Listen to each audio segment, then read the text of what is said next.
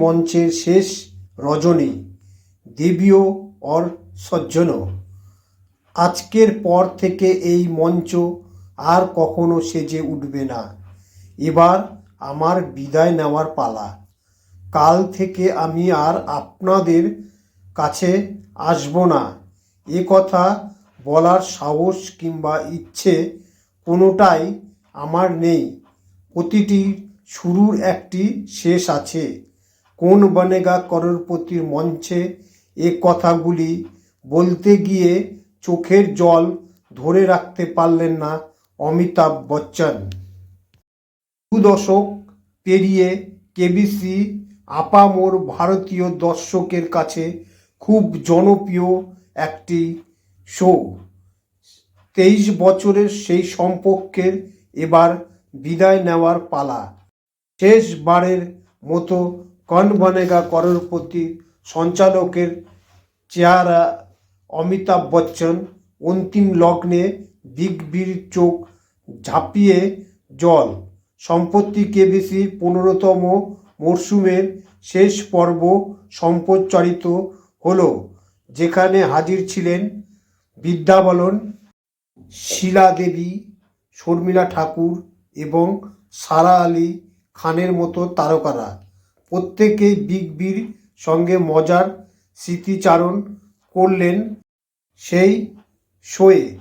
কিন্তু বিদায় বেলায় সকলের গলায় যেন বুঝে এলো, বিশেষ করে অমিতাভ বচ্চনের, এই সেই শো যেখানে সঞ্চালক অমিতাভ বচ্চন সওয়াল জবাবের মুখোমুখি হয়ে নাকানি চুবানি খেতে হয়েছে কত বলিউড তারকাকে। তবে আর কোনো দিন টিভির পর্দায় এই ভূমিকায় দেখা যাবে না অমিতাভ বচ্চনকে। শেষ দিনে হেসে খেলে শুটিং করলেন।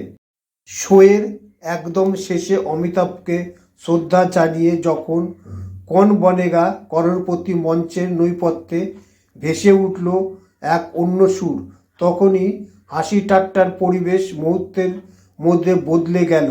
নৈপথ্যে কণ্ঠে শোনা গেল, নমস্কার অমিতাভজি, আমি কেবিসির মঞ্চ।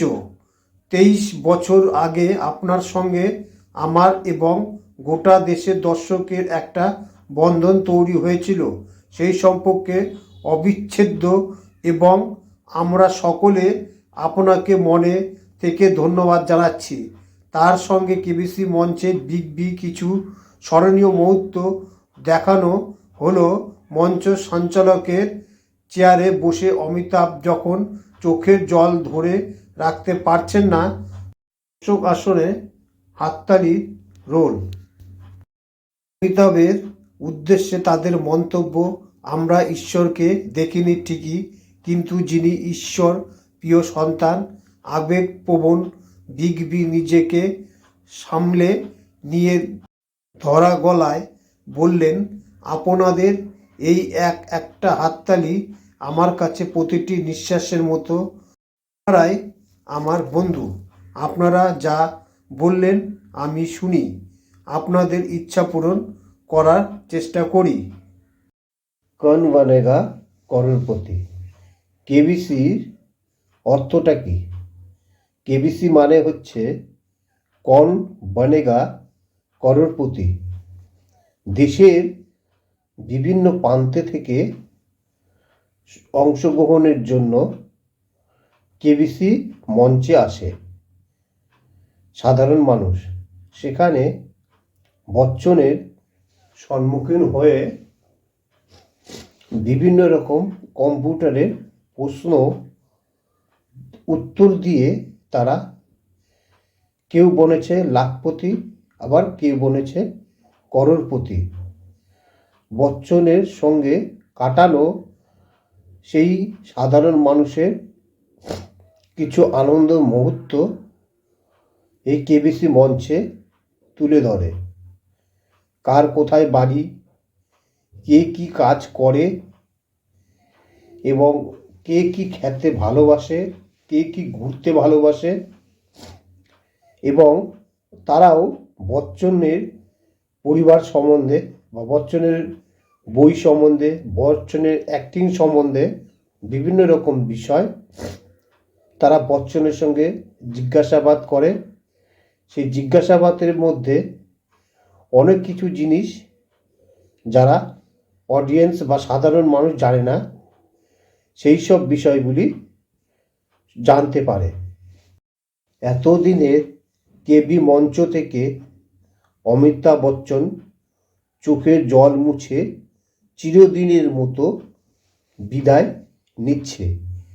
এরপরে আর কোনো করোড়পতি হবে না, কেউ করোড়পতি হওয়ার জায়গা পাবে না, কারণ এই প্রোগ্রামটি সম্পূর্ণরূপে বন্ধ হয়ে গিয়েছে।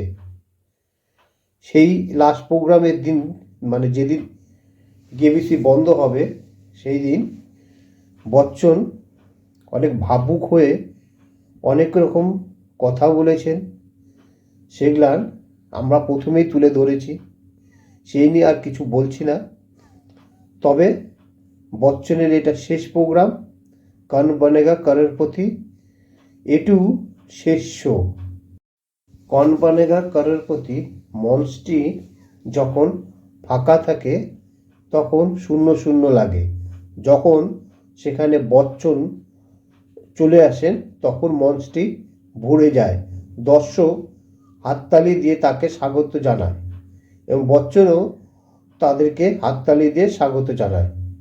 তারপরে শুরু হয় কৌন বনেগা করোড়পতি প্রোগ্রাম।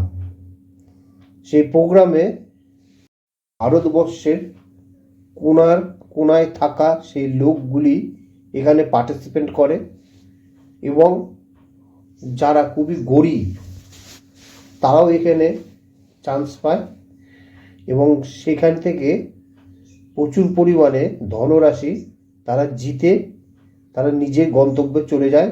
সেখানে তারা সেই রাশি দিয়ে বাড়ি, গাড়ি, জায়গা, জমি, কেউ আবার কিছু দান করে দেয়। এই সব অর্থ এখান থেকে ইনকামের জন্য দেশের দূর প্রান্ত থেকে ছুটে আসছেন পার্টিসিপেন্টরা। বচ্চনের এই শোয়ে ছোট ছোট বাচ্চারাও অংশগ্রহণ করে এবং তারাও এই প্রশ্নের উত্তর দিয়ে বিভিন্ন রকম হাসি ঠাট্টার মাধ্যম দিয়ে তারা প্রচুর টাকা ইনকাম করে। সেই টাকা তারা বিভিন্ন জায়গায় দিয়ে দেয়। এছাড়াও বোম্বাই ফিল্ম জগতের বিভিন্ন নামি দামি আর্টিস্টরা এই শোয়ে আসেন এবং এই শোয়ে বচ্চনের সঙ্গে বিভিন্ন রকম আলাপ আলোচনা, হাসি ঠাট্টা, গান সব কিছু করে তারা এখান থেকে প্রচুর ধনরাশি জেতে এবং সেই যে ধনরাশি জিতে তারা বিভিন্ন ট্রাস্টকে দান দেন। এই শোয়ে অনেকে কোটিপতি হয়েছেন। সেই কোটিপতি লোকের সঙ্গে বচ্চনের স্মৃতি জড়িয়ে আছে। সেই মুহূর্তটার ছবি তাদের ক্যামেরায় বন্দি করা আছে। এই ছবি আর হবে না এবং এই ছবি আর কৌন বনেগা করোড়পতিতে কোনো করোড়পতি হতে পারবে না। তাই ভাবুক হয়ে অমিতাভ বচ্চন তার চোখের জল ফেলে লাস্ট প্রোগ্রামে সবাইকে কাঁদিয়ে এই করোড়পতির শো বন্ধ হয়ে গেল। খবরটি ভালো লাগলে অবশ্যই চ্যানেলটিকে সাবস্ক্রাইব করুন।